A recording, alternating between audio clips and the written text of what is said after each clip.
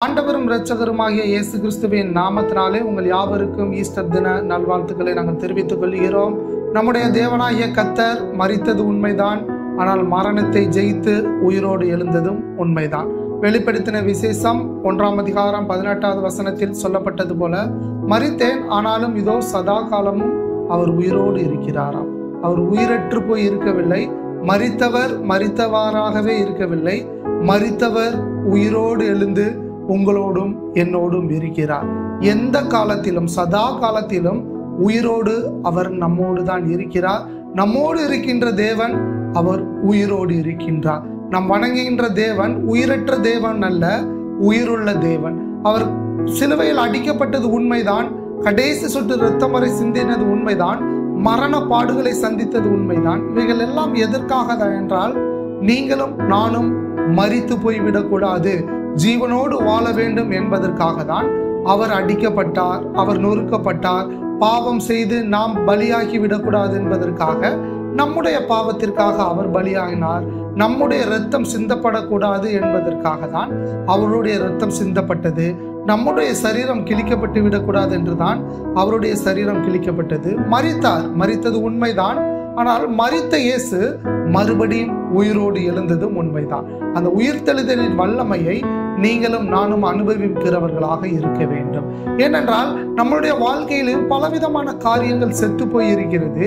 ஆனால் அந்த செத்து போய் இருக்கிற காரியம் ஜீவன் அடையுமா என்பது ஒரு கேள்விக்குறியாக தான் நமக்கு இருக்கலாம். ஆனால் எப்பொழுது ஜீவன் அடையும் என்றால், அந்த உயிருள்ள தேவன் நம்மோடு இருக்கிறதுனால் அந்த உயிரற்று போன காரியங்களில் ஒரு ஜீவன் உண்டாகும் என்பதில் ஒரு சந்தேகம் இல்லை.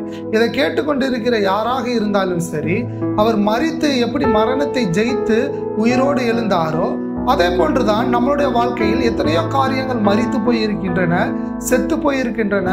மரித்த காரியம் உயிர்ப்பிக்க வாய்ப்பே இல்லையே என்று ஒரு கேள்வியோடு நாம் அமர்ந்து இதை கேட்டுக்கொண்டு இருக்கலாம். ஆனால் கர்த்தராகிய இயேசு கிறிஸ்து உங்களை பார்த்து சொல்லுகிற வார்த்தை என்னவென்றால், காரியம் செத்து போயிருக்கலாம், ஆனால் அந்த காரியத்திற்கு உயிர் கொடுக்கும் இயேசு உயிரோடு இருக்கிறார்.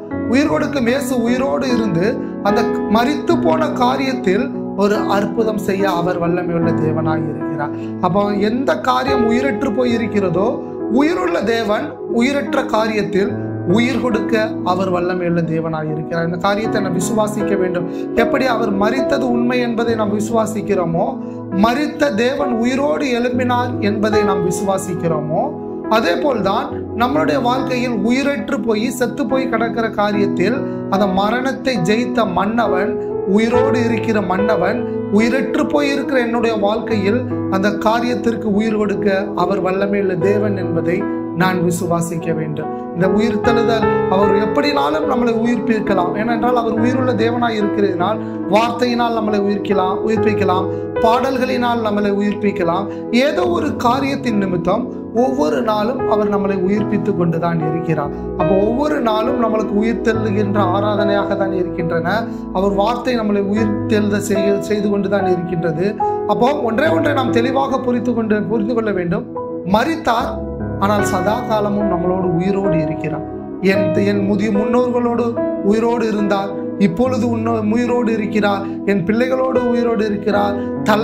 தலைமுறையாக அவர் உயிரோடு இருக்கிற தேவன். நாம் வேண்டுமென்றால், நம்முடைய காரியம் வேண்டுமென்றால் ஜீவனற்று போகலாம், ஆனால் அவர் உயிருள்ள தேவன். ஏனென்றால் அவர் மரணத்தை ஜெயித்த மன்னவன் இயேசு.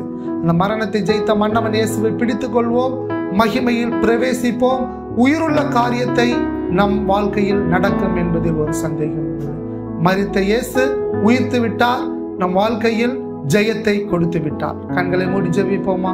அப்பா, நாங்கள் நன்றி செலுத்துகிறோம். அப்பா ஆண்டவரே, நீங்க மரித்தது உண்மைப்பா, ஆனால் மரித்து மரணத்தை ஜெயித்து உயிரோடு எழுந்தது உண்மைப்பா.